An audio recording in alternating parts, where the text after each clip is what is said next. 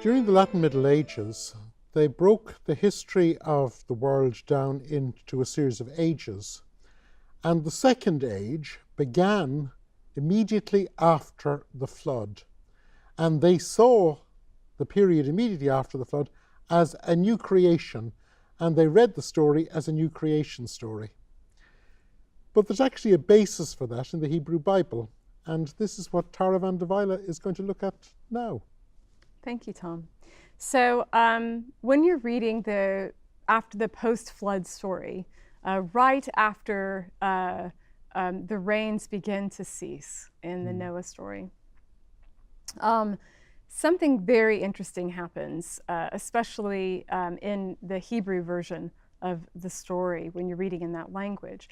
And that is, it becomes very clear that the storyteller is attempting to match up quite closely the order of events that happen right after the flood begins to stop with the first account of creation in Genesis 1.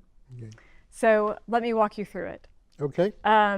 Let's just go through Genesis 1 days, just to be clear. Day 1, God's Spirit flutters over this deep, dark chasm of water. Day 2, we have God separate the waters in order to create space within which we live. Day 3, dry land appears. Day 4, there are lights. Day 5, there is a very unusual creation of birds and fish at the same time. And that's because the heavens and underneath the world are both considered watered places. So it makes sense to a Hebrew reader. There's water above the heavens and water below the heavens. Yes. And then the final day is when everyone who walks the earth is made, in this day 6. Air breathers and earth walkers.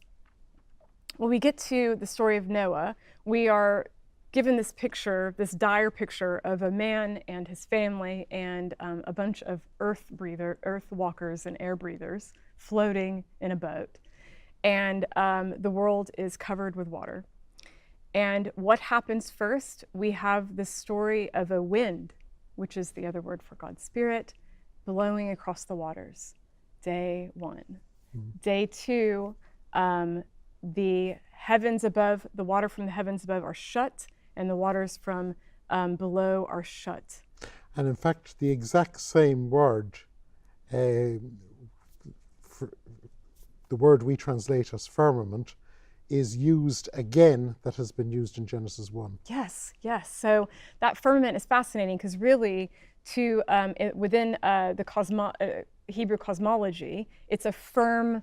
The firmament is actually a firm sheet that has open windows that can open and rain comes in and then they close. So it's actually seen as a hard surface.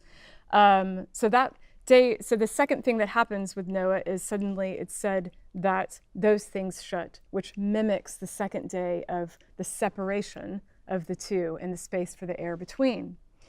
Day 3 in Genesis 1, dry land appears. This next thing that happens is that mountaintops are seen. So Noah sees mountaintops, dry land. Day 4, we already have heavens and the lights in the sky, so that's unnecessary. But day 5 is perhaps one of the more beautiful things that happens. In Genesis 1, as I said, it was birds and fish are the first creatures that are made. In day 5, or it's not really a day 5, but the fifth event, if you will, that happens to Noah this is when he begins to send the birds out to look for the trees so that they would come back and show him. So we have this image of first the ravens, then the dove flying over the water. Birds and fish are the only thing that exist. And then finally, when he gets that signal, we have the mimicry of day 6, which is all of the creatures that walk the earth, everything that breathes the air is commanded to come out from the ark to walk the earth again. So it's very clear that the storyteller is attempting to mimic that creation. And within the dynamic of the whole book, it's all starting afresh. Yes, absolutely. And we see that in the event of the appearance of the bow in the sky, but also the covenant that is made and the promise that God gives to not only the human beings, but all air breathers, that he will never again destroy them with water, meaning he will never again undo the whole of creation. Tara, anyone who reads that story is struck by the powerful images.